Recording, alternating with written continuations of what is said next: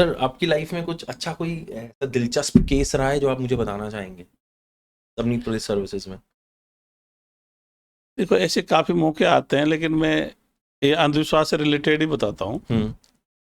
मैं 12 में था तो एक एक मुस्लिम तांत्रिक था। तो वो तंत्र मतलब ऐसे करके लोगों को मतलब काजू मंगा देता, किशमिश मंगा देता, बादाम मंगवा देता, ऐसे कुछ भी चीज़ मंगा देता, लोग बाग उस पर ट्रस्ट करते हुए मंगाता है ये।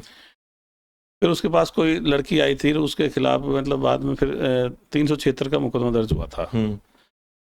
वो तो उसके बाद फिर उसकी तफ्तीश मेरे पास आई, तो उसकी जो भतीजी थी हमारे पुलिस में सिपाही थी उस तांत्रिक की। तो उसने मुझे बताया कि साहब ये तो ऐसे काजू किशमिश बादाम मंगा देता है ऑटोमेटिक हाथियों करके। फिर मैंने उसको अरेस्ट किया। अरेस्ट करने के बाद थोड़ा सख्ती से पेश आया। मैंने सही सही बता तेरा मामला क्या है, तो कैसे मंगवाता है, क्योंकि मुझे तो पता है भाई बादाम तो पेट में लगते हैं, फिर साफ होके बाजार में आते हैं, फिर खरीद के लाता है। ऐसे बादाम यूँ हाथ करने से बादाम आने लग जाते, फिर तो पेट लगाने की जरूरत ही नहीं पड़ेगी। तो फिर उसने बताया था मैं तो बाजार से खरीद के लाता हूँ और नज़र बचा के इनको उस तरह से देता हूँ, मतलब वहाँ में रखता हूँ, फिर यूँ देता हूँ तो थोड़ा हाथ से उसको छुपा के दे देता हूँ। तो इनको ऐसा लगता है कि भाई ये ट्रिक करता है। हाँ, ट्रिक करते हैं। तो ऐसे बहुत सारे केस मैंने क्या सबको मतलब देखा। जैसे मान लीजिए लोग दिखाते हैं, जैसे स्टेज पे दिखाते हैं बहुत सारे जादूगर वगैरह। तो जैसे मान लो कोई आदमी को रखा फिर गायब कर दिया डिब्बे में, तो उसमें क्या टेबल पे कटा रहता है उतना हिस्सा, तो उसको जैक से नीचे कर लेते हैं, फिर उस आदमी को बैठा देते हैं, बराबर होता है, फिर वापस नीचे करके। तो ऐसे बहुत सारी चीज़ मैंने हर चीज़ को समझने का प्रयास किया, और उसमें मानवीय मतलब या तो ओट या पर्दे में चालाकी निकली या विज्ञान निकला, इसके अलावा कुछ निकला नहीं। सर राजस्थान कैसा है? राजस्थान में काफ़ी ज़्यादा सुपरस्टिशियस बिलीफ है आपके ख्याल से? मेरे हिसाब से तो पूरे इंडिया में ही है, पूरी दुनिया में भी है। वैसे ऐसा लगता है, जैसे मैं तो साउथ में भी गया था चुनाव कराने, महाराष्ट्र, तो वहाँ भी बहुत ज़्यादा ऐसी तरह के, जैसे वहाँ कई मंदिरों में गए तो वहाँ भी ऐसा कैसा ही मिला वैसे। और अपन आप तो वर्ल्ड लेवल की चीज़ देखते हैं, जैसे मान ले 57 देशों में इस्लाम है, उनमें बहुत कट्टरता और अंधविश्वास भरा पड़ा है। क्रिश्चियन में भी अंधविश्वास है, हिंदुओं में भी अंधविश्वास है, बुद्ध वगैरह सभी में अंधविश्वास है। इसलिए अब तो ऐसा लगा पूरे वर्ल्ड की भी ये प्रॉब्लम है वैसे। और मैं तो ये कहता हूँ जो अपन ने जो कोटेशन बनाया है वो इसका क्या मतलब यूएनओ की मतलब प्रस्तावना होनी चाहिए। वो संयुक्त राष्ट्र संघ है, उसको इसके लिए काम करना चाहिए, वैज्ञानिक दृष्टिकोण विकसित करने के लिए, और ये परंपरागत धर्म या मजहबों को खत्म करने के लिए प्रयास करने चाहिए थे, जो इसने किए नहीं।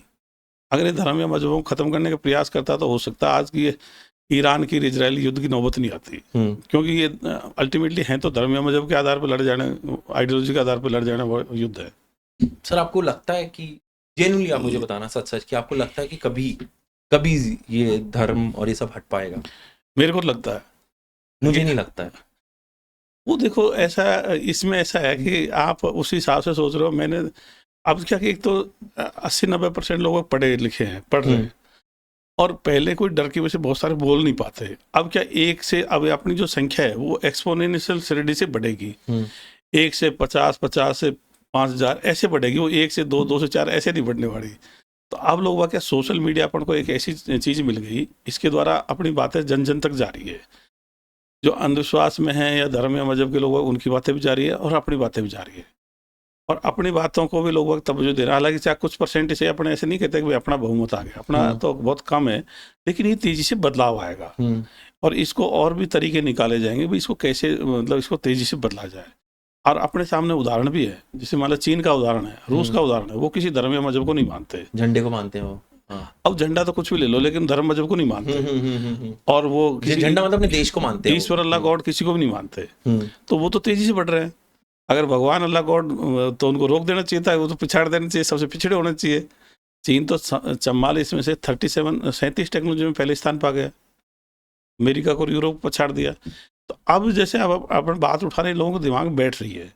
और मुझे तो एक चीज़ और बताऊं आपको, और क्या करना चाहिए, अपने देश में वैज्ञानिक दृष्टिकोण को मूल अधिकार बनाने के लिए प्रयास करने चाहिए। तो वैज्ञानिक दृष्टिकोण जब मूल अधिकार बनेगा, तब लोगों में मतलब ये जो धार्मिक वाले अधिकार है, ये सब कानूनी अधिकारों में चले जाएंगे, ये फिर मूल अधिकारों से हट जाएंगे, फिर इनको तवज्जो मिलना कम हो जाएगी।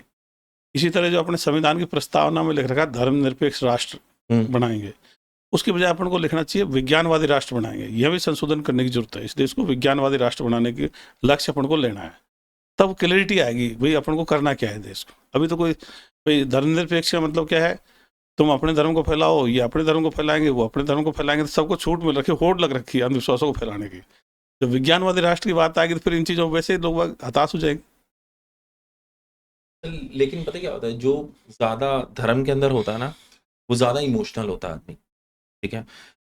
आपने मूवी देखी है ओ माय गॉड, जिसमें परेश रावल जी थे? हाँ, वो मूवी में उसने पूरा लॉजिक तोड़ दिया था धर्म का ये सब, लेकिन उस मूवी के एंड में भी दिखाया कि वो भी नास्तिक था, फिर वो भी बाद में भगवान की तरफ चला गया, तो उन्होंने एग्जिस्टेंस ऑफ गॉड उसमें भी दिखाया मूवी के अंदर। तो उनको अभी इतना या तो साहस नहीं होगा या समझ नहीं होगी, साहस की फिर चलती नहीं ना पिक्चर। दूसरा उनको इसमें अल्लाह को और गॉड को भी लेना था, अल्लाह को भी खत्म करने की बात लेनी चाहिए, सिर्फ एक धर्म से के बजाय सभी धर्मों को खत्म करने की बात उसमें लेनी पड़ेगी। अब उनको बौद्ध जैन सब धर्मों को खत्म करने की बात लेंगे तब ये बैठेगा, हम एक धर्म की बात करेंगे तो बैठेगा नहीं। बस सर इसके दो तरीके हैं, एक आप जैसे लगे हुए हैं, जैसे आप लोगों को अवेयरनेस फैला रहे हैं कि हमें साइंस की तरफ जाना चाहिए, या फिर एक तरीका होता है यार तुम जीते रहो जैसे जी रहे हो, मैं अपना जी लूंगा, क्योंकि उसका भगवान का मानना उसका पर्सनल अफेयर है।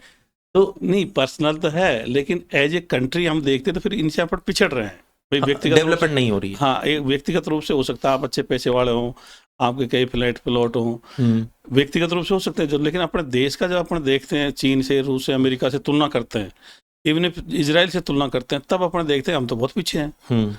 अपने प्रधानमंत्री जी 3-4 साल पहले इजराइल गए थे, वहाँ के प्रधानमंत्री जी यहाँ आए थे, और फिर अखबारों में खबरें छपी थी, हमारे प्रधानमंत्री जी कह रहे थे हमको ड्रोन दे दो, हमको हमने बहुत इंपोर्ट किया था वहाँ से, हाँ, खेती की टेक्नोलॉजी दे दो, लड़ाकू विमान दे दो, बराक मिसाइल दे दो।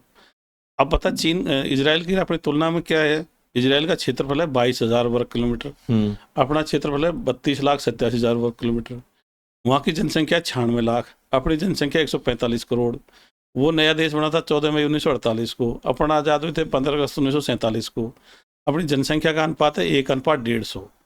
अब मान लीजिए 150 आदमी जाके एक आदमी से बोलें कि तू हमारी सुरक्षा किया कर, तुम हमारी मदद किया कर, तो 150 के लिए शर्म की बात है कि नहीं है? वो 150 अपने भारतीय ही हैं।